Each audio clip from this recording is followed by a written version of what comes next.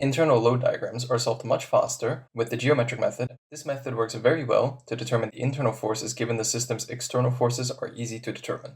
The lecture will focus on showing how to solve questions with this method and show you how to approach questions in 2D when the beam has an angle change. Firstly, what is the geometric method? The geometric method is tracing the graph directly using the original figure. We know that point forces pointing into the coordinate system cause a negative jump of the point force's magnitude. We know that distributive forces need to be integrated for the nx and vx diagrams, and we also know that the integral of a constant is linear and the integral of a linear is quadratic, etc. Through all of this stuff, we actually are able to directly trace the diagrams given the previous image. Let's try to figure out how to do this.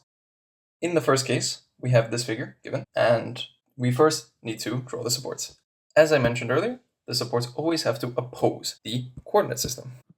We draw our supports AV and AH, and also BV. Remember, it always has to be opposed to the local coordinate system, so that's why this has to point up and this one has to point to the left. In a previous lecture, we also showed you, it was lecture 1.3, we showed you how to decompose a triangular load. The load that will be generated will be a force pointing downwards here at the 2/3 position from the small side, and will have a magnitude of VA half, given that this load has a magnitude of V and length is A. Doing this, we can solve for our supports nice and simply, like we always did. In this case, the supports are quite easy to solve, so I'll just directly skip the steps, but the steps have been done many times in the previous lectures. Just sum of forces horizontally, and here I take two sum of moments instead of one sum of vertical forces. Of course, one can also sum the vertical forces. However, I just decided to do it differently, just so you can see it works too. Doing this also lets us do a sanity check at the end with the sum of vertical forces, such that we know that they have to add up to 0 if my system is static. So if I made a mistake and this number is not 0, then I know I made a mistake. If it is 0, then it most likely is fine.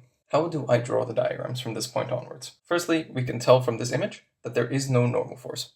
Since there's no normal force, I don't even need to draw the end diagram because it's just 0 everywhere. The interesting one is my shear diagram, V. V initially has to jump upwards by AV over 6 due to AV, the support AV. So initially it has to go up. Then there is a linear decrease. So this V points into the Z direction, which means it has to decrease due to this distributed load. This distributed load initially is linear, and we know that the integral of a linear is quadratic. So it has to start from AV over 6 and decrease quadratically until AV over 3, since it has to jump up at the end by VV to 0. That means what I can draw immediately is this. AV over 6 here, and minus AV over 3.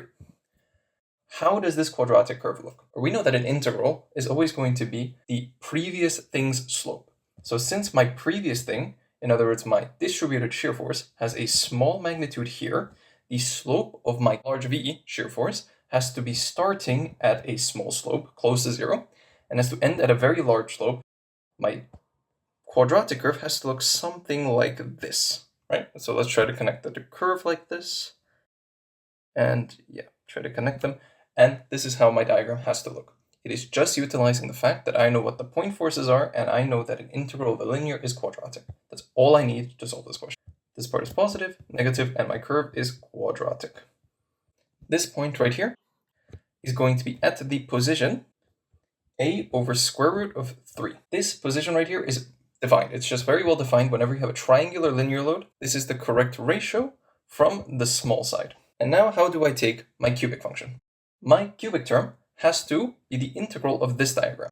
I know that my thing starts at 0 and also ends at 0, since I have two rotary joints at the start and end positions. How do I draw it from that point onward? As I mentioned, it starts at 0 and ends at 0. In my previous diagram, V, since m is equal to the positive integral of V, as we mentioned previously, this curve over here is quadratic, and my next curve has to be cubic. So my curve here has to be cubic, and it has to reach a maximum point here, because the slope is going to be equal to the previous thing's magnitude. So since the previous curve has a 0 magnitude here, my moment has to have a slope of 0 at this point.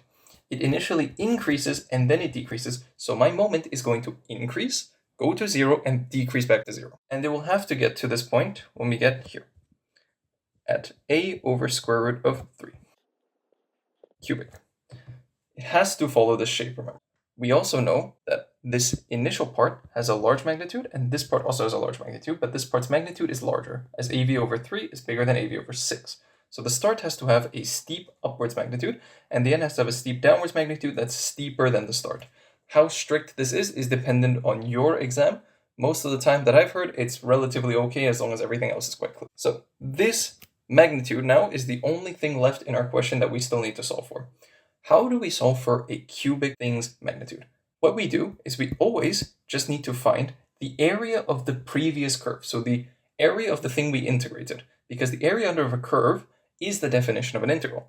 This is exactly how we get maximum points, how we solve for this. So for example, here, I told you that it's VA half because that's the area under this curve. If I need to integrate it, basically turning it from small letter to big letter v, right? Turning it from distributed to a point load, I just grab the area under the curve. I can still do this in my internal load diagrams. My moment is the integral of the shear, so the area here indicates how much this increases, and the area here implies how much it decreases. So both of them actually can tell me the magnitude. Now, what is the shape vector I use for a quadratic? When I had a triangular load, I know I multiply whatever this area was, this height and this height, by 1/2, because I have a triangle. How do I do this for a quadratic curve? It's actually very simple. All you need to do is plot the type of quadratic curve you have. There's only two types possible, the blue one and the red one. They have to be one of these two types if they're quadratic. For the blue curve, your area of this big area here is going to be equal to 2/3 times a times b.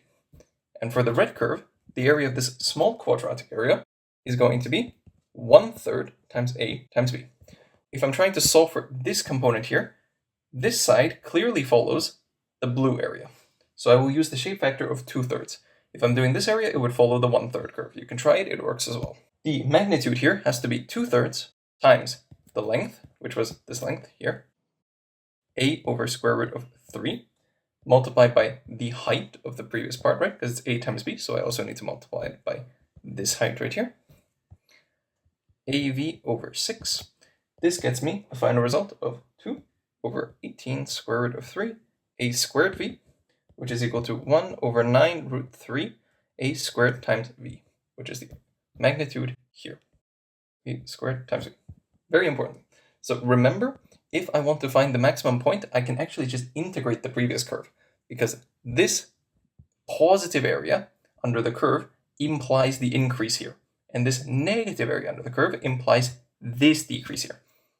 Before you go, if you want the full uncut version of every lecture right away, they're on my website with the link in the description. The lectures cover all the topics on screen right now. If you found this video useful, please like and subscribe to help the video reach more people trying to learn mechanics. Everything I produce here is done completely from scratch, so these videos take a really long time to make.